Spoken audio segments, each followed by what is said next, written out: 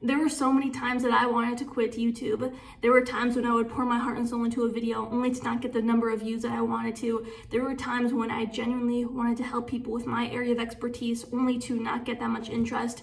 There were times when I would get a negative comment and it would get to me for a second. You know, people saying like, oh, what are you doing? You're a YouTube business expert, but you don't have that many views or subscribers. And in reality, I'm not doing this for vanity's sake. I'm not doing this for fame or attention. I'm doing this because I genuinely want to serve people and I'm building a long-term sustainable brand for myself. And in reality, most people get my area of expertise wrong. They hear YouTube and they think of views and subscribers, but I'm someone who helps entrepreneurs to use YouTube to offer their products and services, to make better content, and to lead people to their web pages. By the way, I am cooking breakfast, so don't mind me. I'm making an omelet with onion, pepper, spinach, mushroom, and ham. So you always want to start the day off right.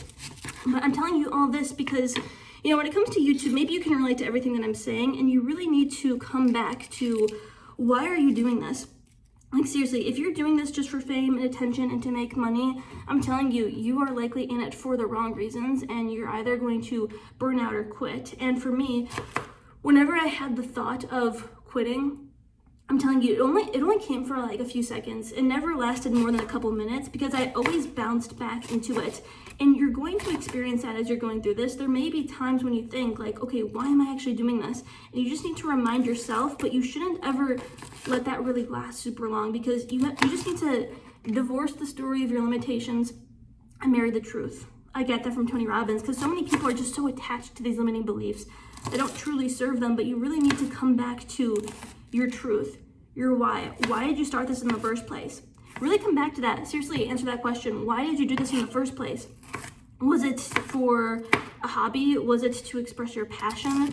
Was it, you know, to build your empire as an entrepreneur? Are you a YouTuber trying to monetize? And why are you trying to monetize? And really come back to the root of it. And I'm telling you, whenever I did that, that's when magic started to happen. And it's so crazy because the amount of opportunities that came my way from this YouTube channel just truly blows my mind. I mean, I'm at a point, I've been doing this for close to 3 years. I checked my revenue across all my platforms. You know, I used Kajabi. What else did I use? Some affiliates.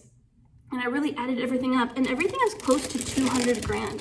That's how much I made, and that's what I'm always preaching on this channel. You know, don't look at the number of views, because I made more money I've worked with big YouTubers, and I've made more money with them than them, because some of them have like close to 1 million subscribers. Cutting up the peppers right now, by the way.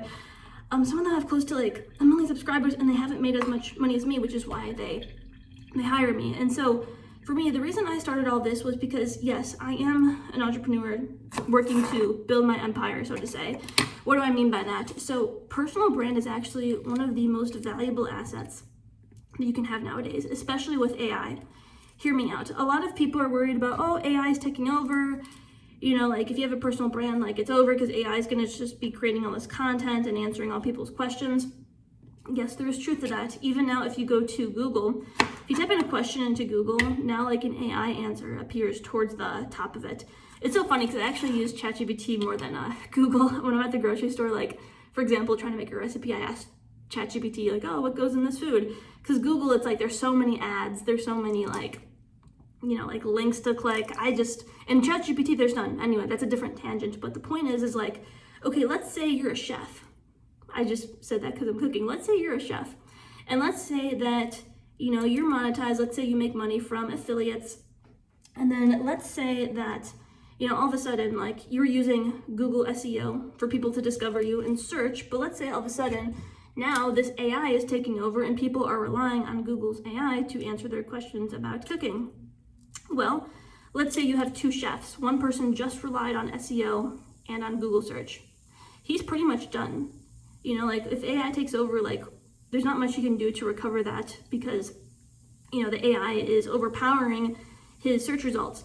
But let's say you have Chef B over here, and let's say that they were relying on Google search, but let's say they also built a personal brand. So the people that were reading their stuff, they not only like want to learn about, you know, cooking and like recipes, they're actually emotionally connected to this chef. So Chef B, guess what? Even though they're not ranking in Google search, they built an Instagram audience. People watch them on YouTube. They're known for always live streaming on YouTube every Sunday at 8 a.m., something like that. So that Chef B built a personal brand, and they have a loyal audience. And even if, God forbid, all the ad platforms shut down, Chef B has an email list. So that is the power in a personal brand nowadays. Especially with all the noise of marketing, there's advertisements everywhere. I'm sure even before you clicked on this video, there was an advertisement. There's probably advertisements on the bottom of this video. That's the power in it, because as annoying as things are gonna get, I imagine in the future that with like the Apple goggles, those Apple, I forget what they're called, the goggles where you can see like screens everywhere. I bet you even with that, people are gonna walk around in the future wearing those. And there's gonna be ads in them. And the only way, I truly believe that the only thing that is absolutely bulletproof is having a personal brand. Because I don't care how crazy AI gets, I don't care like how better marketing gets. People are always going to crave human connection. It is how our brains are wired. It's how the chemicals in our brains work. So no matter what, I don't care if there's like an AI robot that comes super close to being like a human. Maybe in the future there'll be like a YouTuber AI who just, moves around in the camera and just talks like freely like I am. But you're not, if I was an AI robot, you wouldn't want to listen to me, because there's something off about it. You want to connect with an actual human being who actually is living the human experience. These AI robots absolutely will never experience that, and I'm sure many of you will agree with me. They're never going to have the human experience. And so at the end of the day, humans want to connect with other humans. And when it comes to like YouTube, let's go back to like YouTube and like, why you shouldn't quit, why you should keep going. So for everyone, it's different. So you have to realize that everyone has different driving forces in their brain. They're all we all have the same 4 pleasure chemicals, but everyone may have like a different balance of them. So I'll give you an example. There's 4 main pleasure chemicals in the brain. You got dopamine, you have endorphins, you have serotonin, and oxytocin. I think I mentioned them all. I'll put it in text right here. Dopamine, endorphins, serotonin, and oxytocin. And so you need to think, okay, what are my main driving forces? If you're mainly driven by dopamine, guess what? You're gonna get a hit whenever you get a bunch of views, whenever you get a bunch of subscribers. That is not the main chemical you want to be driving you in this process. If it is, you can post like shorts, and shorts are more likely to reach a wider audience. Okay, let me just stir my veggies. They're kind of burning a little bit. Oops. I'm so focused on talking to all of you. Now to cut up the mushrooms. Mushrooms are very healthy. Okay, anyway, as I was saying, if you're driven by dopamine, that may not be the best thing, because if you're posting long-form content, I'm not saying it's impossible, but it's a little bit harder in the beginning to get a bunch of views and a bunch of subscribers, unless you have a bunch of leverage. I made a whole video all about leverage and how getting leverage on YouTube is the best way to grow from technical standpoint. Like, for example, I did a partnership with Kajabi, and I helped their client base with their YouTube channels. I was doing channel audits, and they promoted me and my channel and my business to their whole email list. That was back in March. And then I got slammed with business. That's a different thing. But, if you want to get a bunch of views, subscribers, leverage is the way to do it. If you're someone who's driven by serotonin, I'm guilty of this. I'm mainly driven by serotonin.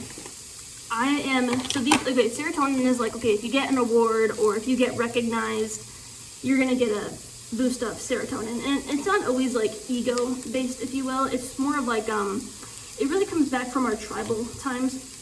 So the leader of a pack of people, they would get they're driven by serotonin because they get pleasure from leading people. It's not necessarily oh, look at me, I'm king or I'm leader of the tribe. It's more so their brain needed to release pleasure chemicals so that they can continue to lead their tribes, if that makes sense. If they're not driven to continue to lead, then they may not responsibly lead the pack. So I'm mainly driven by serotonin, which honestly is the main reason why I continued and I persisted in my YouTube journey, because serotonin, it's currently I have a community around my YouTube channel.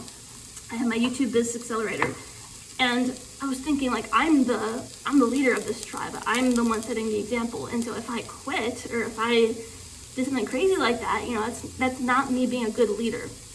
And my clients, all of them are working towards a really good cause. Whether it's that, they're helping people with their mental health or their physical health or their happiness, or they're helping people to pass a certain exam. The list goes on and on. They're truly coming at it from the heart of service. And so if I quit, I'm not going to effectively be a good leader for these people. You get what I'm saying? So yeah, I'm driven by serotonin. And so serotonin is good. You just need to have it in a healthy way, because a lot of people's egos get in the way of serotonin. That's where the fame and the fortune can come in and bite people in the butt. Oxytocin is more, again, I'm not like an expert in these spaces. I'm just recalling this from a book I read. The book is called The Social Animal by, I believe his name is Dave Brooks. So oxytocin is more so like what you experience like when you're being intimate with someone, or if you're hugging someone. That's oxytocin. And in the virtual world of YouTube, you can't really hug someone, but I think it's the same chemical that releases when you build a deep emotional connection with someone. That's another thing that's kept me going in this journey, and hopefully it's something that keeps you going as well. Just remember those beautiful comments that you get. If you're coming at this from a good place, 98% of your comments are going to be positive. But our brain, due to the survival mode in it, our brain remembers the 2%, the 1% of comments that are negative. And so you can't fixate on that. I know it's hard because, again, it's part of our survival brain. If something is threatening to our survival, the brain is going to remember it and recall it. And so you just really need to catch yourself and be very self-aware. And then the last one is endorphins. This one is really keeping me going. So endorphins is what releases. It's like the pleasure chemical that releases when you're going through pain. So think of runner's high. Have you heard of runner's high? When a runner runs, obviously it's painful. If you're in a marathon, it's painful. But all of a sudden, it starts to feel pleasurable after some time. Pleasurable is the word. It starts to feel pleasurable, and that's your brain releasing chemicals to make it pleasurable. Because the reason why our brain releases that is because in the past, there were people who would hunt all day for their tribe. And it would be painful because, they're running after animals or using their physical bodies, and it would hurt. And so what the brain did, and this is the survival mode, because the brain knew, okay, this human needs to persist so that they can provide for the tribe. Let's release some pleasure chemicals so that they actually enjoy this and they continue to hunt for the tribe. So that's where endorphins comes in, and it even comes into play with YouTube. I believe after some time of doing YouTube, you start to become very humble about it. If you're not getting the number of views or subscribers that you want to, it starts to create a humility in you. You start to be humble, and it's kind of like that runner's high. You actually start to enjoy it. You enjoy the grind, and you enjoy showing up despite the views. You kind of let that go, and that's the point where I'm at now. And I'm not doing this to get famous. I do want to reach a wider audience, and that is one of my goals, if that makes sense. But I know what I'm doing here is I'm building a personal brand. It takes time. This stuff doesn't happen overnight, but I know that I'm building one of the most valuable assets that I could ever own. A personal brand, and this is going to serve me the rest of my life. I'm 24 years old, and this is going to serve me until the day I die. I believe YouTube is going to be around, and I'm not just building it on YouTube. I'm building it on LinkedIn and with my email list, with my websites, with just even my network, other social media platforms like Facebook and Instagram. Instagram, not so much. Instagram keeps deleting my accounts. I don't know why. Anyway, that's a different tangent. I've made 5 Instagram accounts, and they just erase it, saying, oh, you're impersonating a business. Or I just wake up one day and I go to check my Instagram and it's just gone. Anyway, I'm kind of over Instagram. That's a different tangent. But the point I'm making is I'm creating one of the most valuable assets, and you need to realize that as well. What you are creating, even though it doesn't provide you with the pleasure chemicals in the short term, it will in the long term. And this is really where long-term gratifications needs to come into play. Really recognize that society wired your brain for short-term gratification, and you need to choose to be the creator of your life by saying, okay, even though I've been conditioned and programmed this way, I'm not gonna point my fingers. I'm gonna put on my big boy or girl pants, and I'm going to choose to create my reality. So all these people who play the blame game, oh, I can't build a personal brand because of X, Y, and Z, I gotta go get a job, my family doesn't approve. Fuck that. I'm sorry, excuse my language, but screw that. Why are you gonna let that control you? And even if you're someone who already said screw that stuff, but you're having trouble because your brain is so wired for short-term gratification, just know that this stuff isn't going to be easy.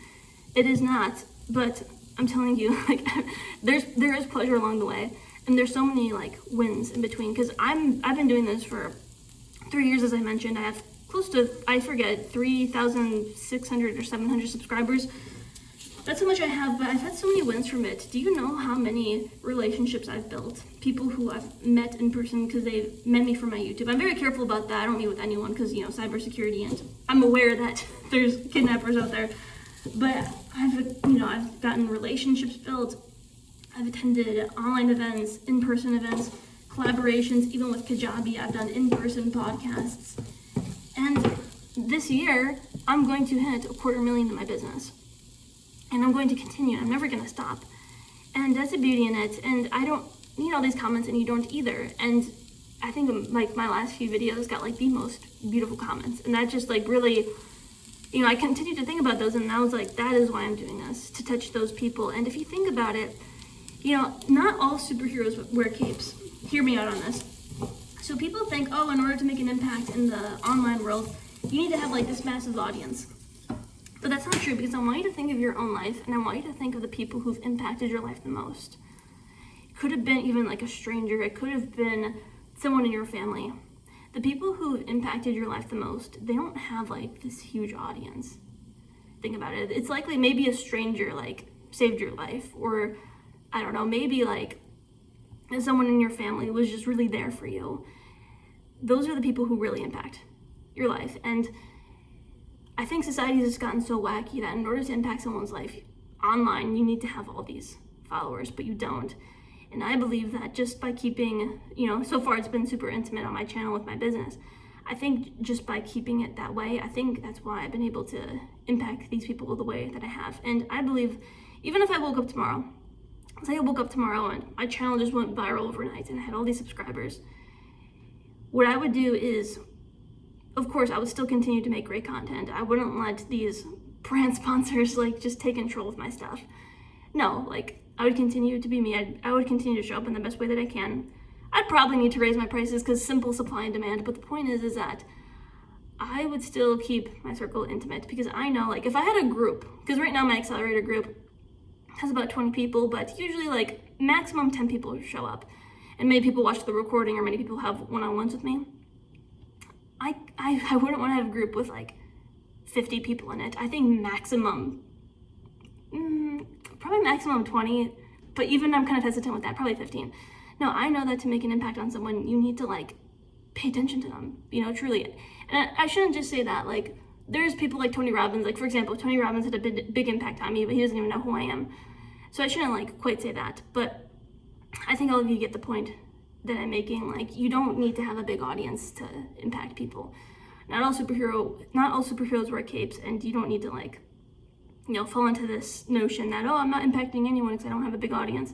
No, there's people watching you right now on your YouTube who you've impacted, but they never left a comment. They're just viewing you quietly. And you need to truly remember that and believe in that. It's like the George Bailey movie, you know, the It's a Wonderful Life movie. He had to die, and then an angel had to show him what impact he made. And he lived in like a small community or whatever, but oh my gosh, he impacted his family, everybody in the community. The whole community was something completely different without him. And then he had like this whole like a spiritual awakening, epiphany, if you remember in the movie. It's a Christmas movie, so, you know, I mean, if you haven't watched it, I would wait till Christmas to watch it, but it's a really good movie. So yeah, that's my message for all of you. I hope this video was valuable, and I hope this inspires you to continue on. And yeah, I would love to hear your biggest takeaways in the comments below. I'm always here for you, or the creator. If you even ever have a content topic that you would like me to cover, let me know, and I'll definitely consider it to post on my channel. So yeah, everyone, thanks for watching, and check out the last video I made in the kitchen, because I got such positive response from that, and that actually inspired me to make this video. I actually made this, you know, I made my first kitchen video because I didn't have time that week to make a video. I was so busy because I had all this other stuff going on with family and stuff, and so I was like, I don't have time to make a whole video, but I have time to cook in the kitchen. Let me just, you know, film a, you know, a casual video, and it actually did really well. So yeah, I'll do more of these. So thanks everyone for watching. I'll see you for the next one.